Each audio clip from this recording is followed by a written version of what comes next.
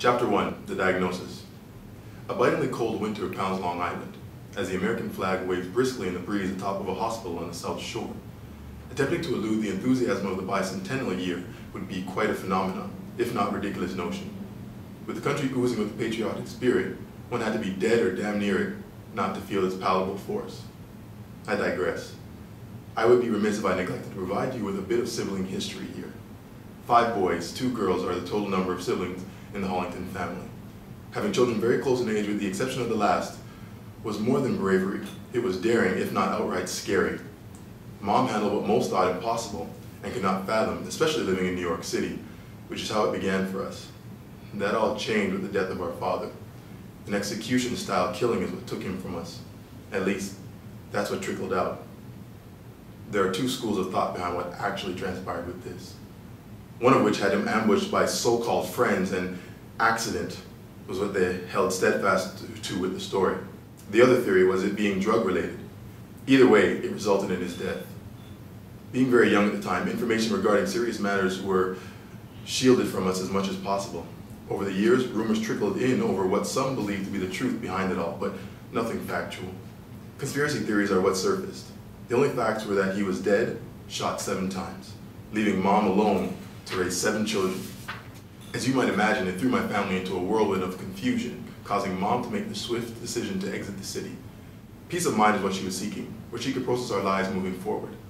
I was 7 when we left Harlem, relocating to a very small town called Selden on Long Island. 5 short years later, in 1976, excitement shook the nation with the bicentennial.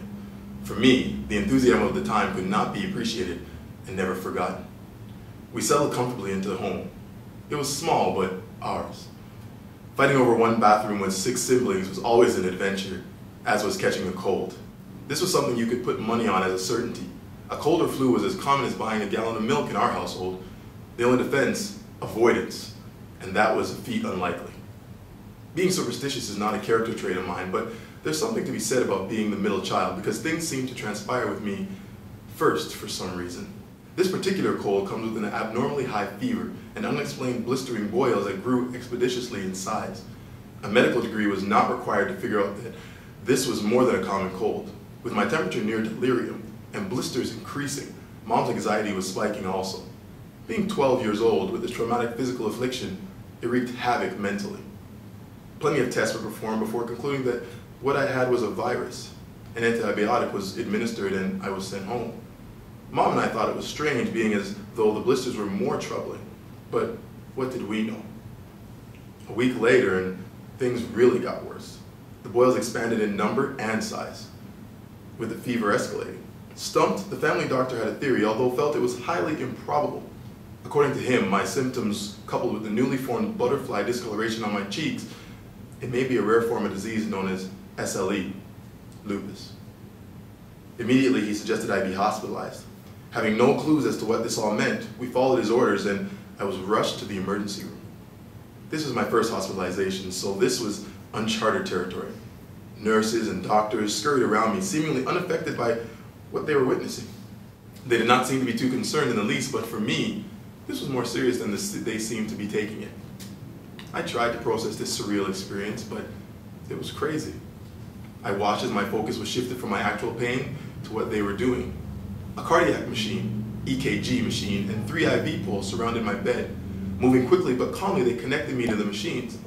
The thought that bounced around my feverish mind was, I know I'm sick, but do I really need all of this? Anxious, I turned to my mother, who was already aware of the answers to my all-consuming questions. They're just checking everything, she stated calmly. Hearing this from her made sense, and that's all she needed to say. With Mom's intuitive nature always on point, there was no need to worry. It's her gift, something she was obviously born with. Having 7 kids only proved to be an asset. There have been many occasions where she finished our thoughts, so this comes as no surprise. What seemed like forever was only 10 minutes before I was swiftly rushed into an isolation room. I was told that the open lesions were a serious concern. Protocol, the nurses spouts, as she hurried out the room to post signs announcing the steps to be taken before entering the premises. I felt as though caged, with everyone donning masks, gowns, and gloves. Getting any further infection on top of whatever this is would be major, and gambling is not correct direction. The fever indicated some sort of infection brewing, but administering the medication via IV presented with great difficulty. The boils prevented much of anything in the way of needles being inserted, and this had to be addressed quickly. Finding a vein became next to impossible. The retention of fluid I was experiencing only added to the problem. My veins collapsed under the pressure of the needles alone, so inserting the IV the conventional way wasn't happening. The expressions on their faces indicated that things were about to get serious. Remaining poised outwardly, their eyes spoke volumes. I was in a desperate situation. Medication needed to be administered promptly, so the only option was to perform what was known as a cut-down. From what I understood, it was to be done under local anesthetic. My head was spinning with uncertainty. I had absolutely no clue as to what a cut-down was. With all the ideas being tossed around regarding how to rectify the issue, I'm almost positive I heard cutting off my leg somewhere in there, causing my anxiety to become heightened. I'm told this had to be done by a surgeon. Now I'm sufficiently scared. My arm was open between the forearms and the bicep at the elbow, permitting the steady hand surgeon to make the deep incision. To my surprise, there was absolutely no pain. I had no choice but to take the surgeon's word that I wouldn't feel anything. Quite an interesting way to find out that anesthesia works. Actually, witnessing him lift up the vein with his fingers and connecting it directly to the IV is bizarre. This was captivating, yet the weirdest thing I've ever experienced in my entire life. So it's a good thing I was only 12. My thought at the time was that there was worse to come. Being able to look deep down inside my arm gave me an eerie sensation. Spooky, yes, but oddly energized at the sight of what was going on. Half hour later, it was done. My arm is stitched around the set IV and the medication is finally administered. The collective symbolic sigh of relief from the staff I found disturbing. Their lack of verbal utterance over the seriousness behind a decision of this magnitude frightened me. Their sighs spoke volumes. I took the serious exhale as a sign that this was a very narrow escape. It wasn't too long before the fever began to subside. The boils, however, took longer to show signs of diminishing. The result, this was some sort of bug that's manageable, diminishing the lupus's theory, but not exclusively. 6 weeks later, I'm deemed stable enough to be discharged. For a while, things appeared to be getting better. 2 weeks out, I'm rushing back to the emergency room. This time, we head to the hospital on the North Shore. To say Mom and I were less than impressed with the first hospital would be an understatement. Against the sound judgment of the physicians in the hospital, Mom's intuitive nature had her stopping the medicine they prescribed because nothing was working. The doctors at the second hospital informed us that the prescribed medication was filled improperly. What was being ingested exacerbated my symptoms. This boggling news left Mom speechless, something I'd never before witnessed. The one thing a doctor could say to bring a parent to their knees is, another day of this medication and your child would be dead. These words, devoid of ambiguity, spewed from the doctor himself. Looking over at Mom, her silence hurt me more than pain I was physically dealing with. His words hammer away, echoing intensely. Mom's eyes glaze over, and the doctor eases her into the nearest chair after a few deep breaths. I can see her mind shifting gears as she focuses, questioning where we go from here. We're reassured that the proper medication will be dispensed and that the plan is to find out what's actually causing the issue. In his professional opinion, this is a lot more than a virus. Speaking plainly, he wants us to prepare for a very long and arduous journey. Just outside my room, an elderly male dressed in a suit engages the doctor in conversation. A closer look reveals a stethoscope hanging precariously from his jacket pocket, suggesting he himself is a doctor. I guess he's a specialist of some sort, elderly and distinguished. He stood motionless with his brooding look of attentiveness dripping from his glasses, clinging to the tip of his nose. I was desperate to hear what was being said, but I was left feeling anxious. Venturing closer with their ponderous expressions, conversation is halted as I am introduced to the specialist of nephrology. Pensive moments pass before the specialist discloses what the results of the blood work led him to accept as truth. He is all but certain I'm suffering from a severe case of lupus. Glancing simultaneously, Mom and I realize our primary doctor's suspicion was right all along. Judging from the doctor's grim look, there's much to be discovered about the lupus he speaks about so somberly. The pharmacist incorrectly filling the prescription was never far from Mom's thoughts. Her first priority, of course, was me, although she struggled with the notion of this actually happening. Taking legal action wasn't something people quickly rose to, given her background. This particular pharmacist was the only one we dealt with since moving on Long Island. There's no questions that a mistake was made. That's not what was being disputed. In Mom's heart, she felt nothing malicious took place. It's a difficult and all-consuming of an issue. However, lupus was the paramount problem of the moment. Mom and I we're grateful and blessed that an alternative didn't come to fruition, and ultimately, that's what really counts. When time permitted, she approached the pharmacist, watching as the color drained from his face after hearing what transpired. If I didn't understand the term white as a ghost, hearing how he reacted certainly put it into perspective. She asked him directly how something like this could occur. Deeply troubled, he was at a loss for words. With his consciousness assaulted, he proposes to cover the monetary value of all ensuing medication, but the offer was rejected. With Mom wanting what to feel his honesty while owning up to his egregious mishap, she got exactly what she wanted and expected. Genuine anguish poured from him with overflowing remorse. So distraught over the news, word is, a few months later he sold his pharmacy. True or not, there was a much bigger issue at hand to focus on, and that's exactly what we did. Very little was known about this disease at the time. The reason the doctors were dumbfounded was this particular illness was very rare, found in white women in their mid-20s to early 30s. I am a black 12-year-old boy who has then befuddled over how this presented. No time is wasted. The machines I experienced in the first hospital emergency room are here waiting for me in the intensive care unit. So the fight was on. 3 weeks and still we have no answers. But slowing its progression was the mission. The machines are daunting to look at. Being 12, I decided to play a little game with myself by giving them personal names in hopes of appreciating the good they're going to do for me. The cardiac machine became the fire alarm, so help was on the way when they leaped into action. Knowing this made me feel better. The IV machine? That was my little friend on wheels, something close to me physically, which I could monitor, knowing all the good stuff I needed was in there. Adorned in disposable gowns, gloves, and masks, nurses Kelly and Carmen kneel down on opposite sides of my bed as they prepare for the daily sheet changing. Above, cradled in a bed scale, is where I remain until the job is completed. I've been bedridden since I was admitted, so the growing fluid retention eventually prevented me from being able to stand. In a matter of days, my legs were no longer able to support my own weight. They feared joint damage or broken bones. Neither sounded like a viable option to me. According to the doctors, when the day comes for me to start walking again, rehabilitation would be needed. Tubes and wires stretch from the machines to above the nurses' heads, where they remain attached to me at all times. Disconnecting the IVs and/or monitors while making my bed is not permitted as per doctor's orders. Together they unfolded a sheet and began the process. Once the bottom sheet is in place, they slowly glide their hands down the sheet, ensuring durability. It's not for aesthetics, it's a vital process for my healing. Should the ointment not be spread evenly across the sheet, the gathered folds often would pinch and peel already precarious detaching skin off my body, bleeding upon the slightest tug. Nurse Carmen applies a generous amount of medicated ointment on the sheet before handing the jar over to Nurse Kelly, who does the same. Once the bed is copiously coated, gloves are disposed of, and the med check begins. With me still hovering, Nurse Carmen announces the morning medications, which she reads off the chart. I have to say I felt like a lab experiment, but it has to be if I'm looking forward to a release in the near future.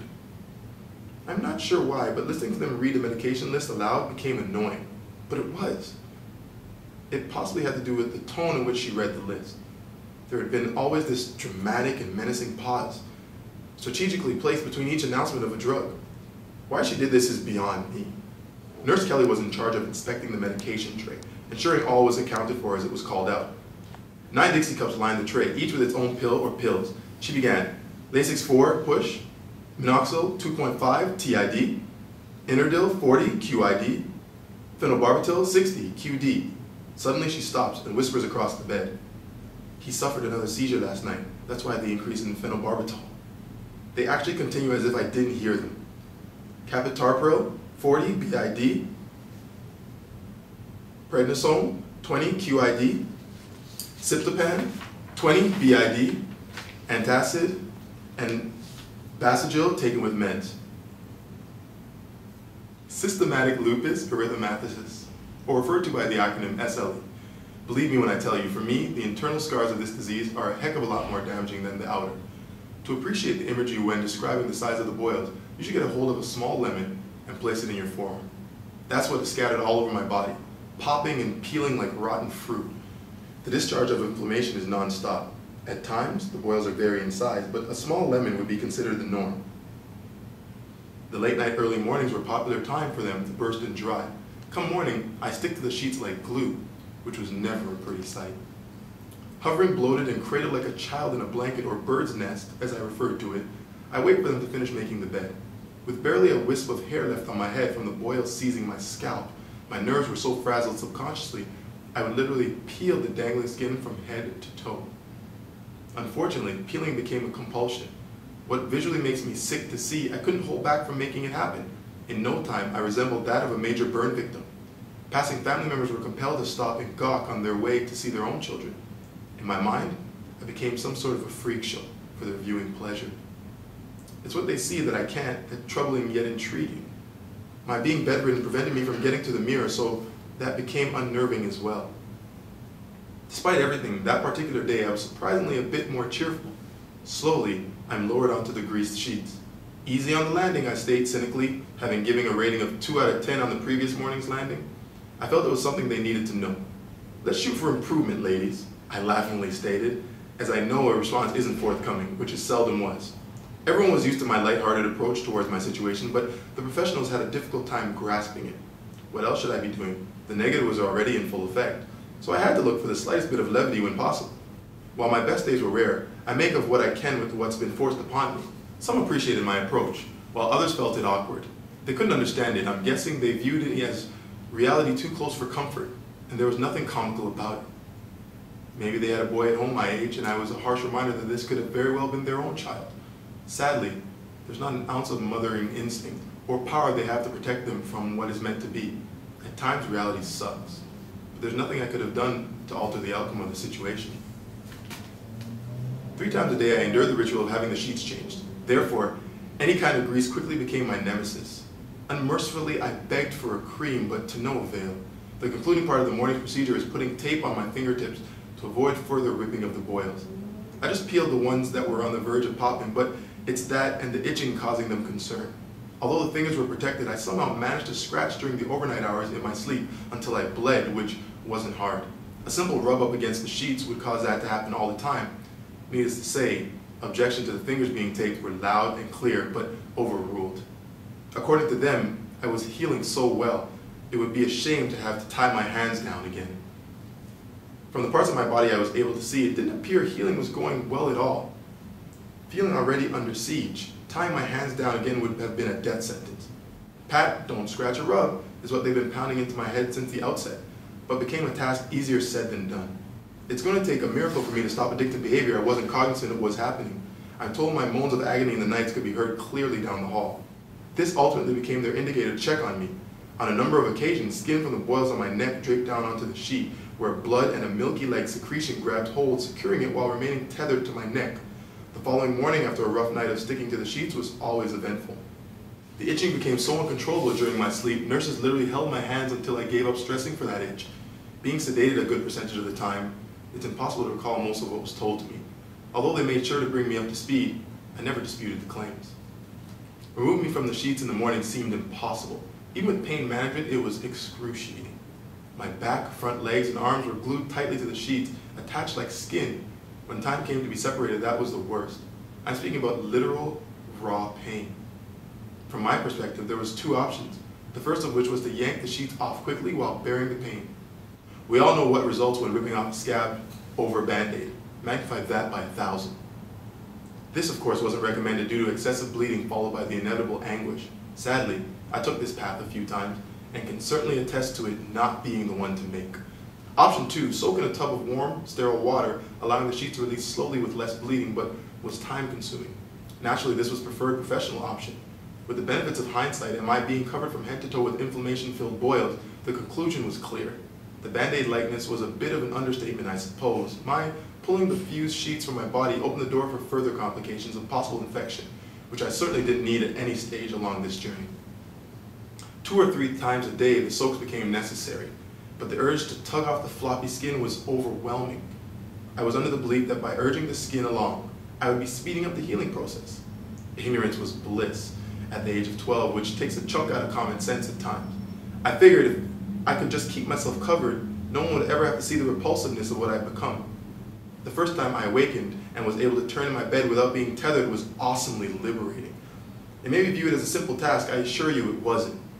Although the external healing has commenced, the mental and physical scarring of what appears to be a burn victim was just beginning.